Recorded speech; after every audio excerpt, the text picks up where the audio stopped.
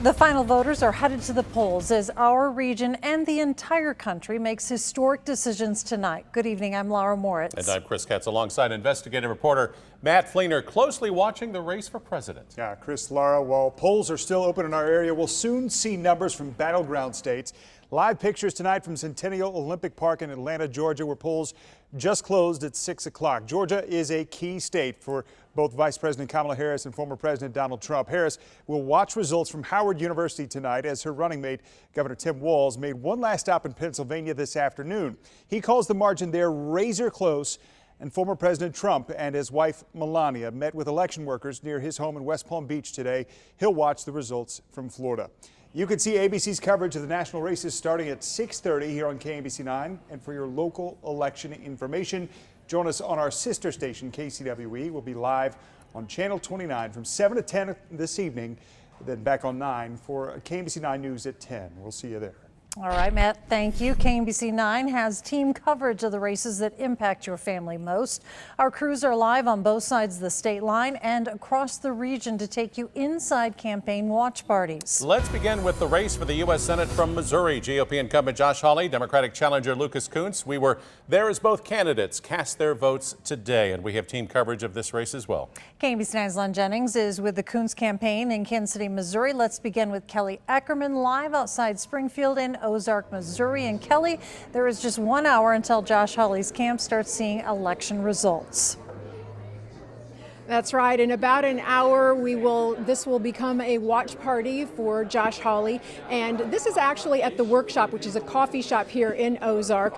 The Republican incumbent is the senior senator from Missouri, and he is known to be a staunch supporter of former President Donald Trump.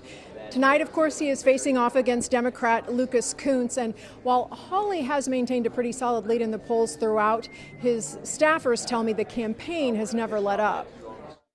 Senator Hawley has never taken this race for granted. He said it's a close race, and that's why he's been working so hard on the campaign trail, talking to as many Missourians as he can, and making sure people know the contrast between him and between Lucas Kunce. Again, the party here is set to begin at 7 o'clock. That's when they expect supporters to start to show up. We're told that on the stage, Josh Hawley will be surrounded by a lot of family and friends, and we will be here as the results start coming in. I'm live in Ozark, Missouri, covering the Josh Hawley campaign. Chris and Laura, back to you. All right, Kelly, thanks. We continue our team coverage now with KMBC 9's Len Jennings with the Kunce campaign at an IBEW hall here in Kansas City, Missouri. Len.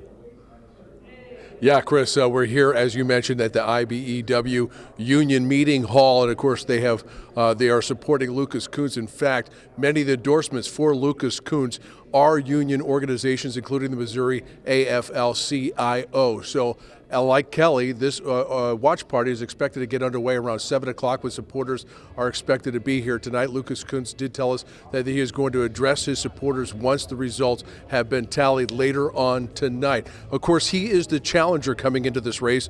Lucas Kunce facing the incumbent Josh Hawley. He ran 2 years ago for the U.S. Senate seat that was vacated by Roy Blunt. He lost in the primary to Tracy Bush Valentine. Of course, she went on to lose to Eric Schmidt, who's now holding that seat in the U.S. Senate. So, Lucas Kunce trying once more to get his running for U.S. Senate and the seat that currently held by Josh Hawley. Of course, the results will be coming in later on tonight. You can count on KMBC 9 News to be here throughout the evening. Of course, we'll have much more coming up later on at 7 o'clock. Reporting live from Kansas City, I'm Len Jennings for KMBC 9 News. Thank you, Len. In both states, we're down to only minutes left to cast your vote. Remember, if you are in line by 7 o'clock tonight, your vote will still count. We've got live pictures right now from Kansas City, Kansas. The Faith City Christian Center is serving as a polling location for the final round of Kansas voters. And so far, as you can see, there are no long lines to report at this location. On the ballot for Kansans, a seat in the U.S. House, Sharice Davids is seeking a fourth term. Johnson County oncologist Prasanth Reddy is running to represent parts of Wyandotte, Johnson, and Miami counties. And KMBC 9's Andy Alcock continues our team coverage inside the Johnson County Arts and Heritage Center on Metcalf in Overland Park. And Andy, that's been a big place, as we've all seen in the last week with advance voting. What's it like behind you now? Yeah, Chris, some last-minute voters are trickling in. It's been steady here all day, but no lines. One reason, of course, is more than 40% of Johnson County registered voters cast their ballots before Election Day. In fact, we were told the busiest day was yesterday when a lot of people voted the last day for early voting. Now, the Arts and Heritage Center served as an advanced polling place for the entire county. Today, voters from 12 precincts are casting their ballots here. It's one of 142 polling places in the county today. While tens of thousands of people voted early, there are still plenty of people like Carrie Williamson who voted today. It went very smoothly. Everybody, lots of people to help you if you have any questions. I encourage everybody to get out and vote. Yeah, definitely did not experience any wait time whatsoever. And as we take a look live at voting going on here, still at the Johnson County Arts and Heritage Center, the polls do close at 7 o'clock, so if you are in line at that time, you can still vote. But as we've seen for the last 4 hours since we've been here, there really hasn't been a line. Reporting live at the Johnson County Arts and Heritage Center in Overland Park, Andy Alcock, KMBC 9 News. Andy, thank you. In Kansas City, Missouri, 5th District Congressman Emanuel Cleaver voted today seeking an 11th term in the House. Jackson County legislator Sean Smith is hoping to take over that seat. Cleaver has held this seat since 2004. More live pictures on the Missouri side as voters file into the Lee Summit Christian Church. And now let's check in with KMBC 9's Brian Johnson, who spoke to voters at the South Broadland Presbyterian Church on Holmes today. Brian? Yeah, it's been the same story here. Very short line. In fact, no line at all. You can see you can get right in the door. We're told the only time there was a line was this morning when before the doors opened, it was down the sidewalk and around the tree. But right now, after they opened, there's been no line at all. Here's some video from earlier. You can see just about as one car comes, another car goes. No line at all this afternoon. One woman said that this is the fastest it's ever been. Another told us that it's always been organized very well here and that they're grateful that they have no complaints that people have been able to cast their ballot easily. It was perfect. Walked right in. I expect a long wait, but made it right in and walked right out. It was wonderful. And I think most people thought that it would be a horrible experience because of the record turnout, but it's been a pleasant surprise for everyone to be able to just get right in, cast their ballot, and be on with their day. We're live in Kansas City. Brian Johnson, KMBC 9 News. Brian, thank you. A key issue for Missourians, the state's next governor. We have team coverage in that race. We began in Jefferson City with KMBC 9's Matt Evans alongside the Kehoe campaign. Matt.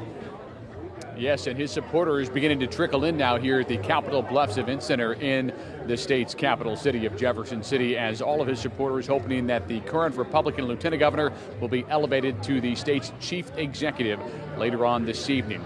Kehoe, who lives here in Jefferson City, cast his ballot earlier on this morning. He is the favorite to move into the governor's mansion next year in a deeply red state that hasn't elected a Democrat to the governorship since Jay Nixon in 2012. Kehoe has run as the establishment Republican candidate both in the contentious three-way GOP primary and in the general election, campaigning on traditional conservative ideas like securing the border, keeping Missouri's current abortion ban in place, and in finding ways to eliminate the state's income tax. After voting, Kehoe did stop and talk with reporters about the importance of tonight across the state and across the nation. It seems like every time we get to a four-year campaign cycle, folks are saying this is the most important campaign in your life. It usually is, but it's usually for different reasons. And I think our country and certainly our state is in a position where we can really do very well, or we can not.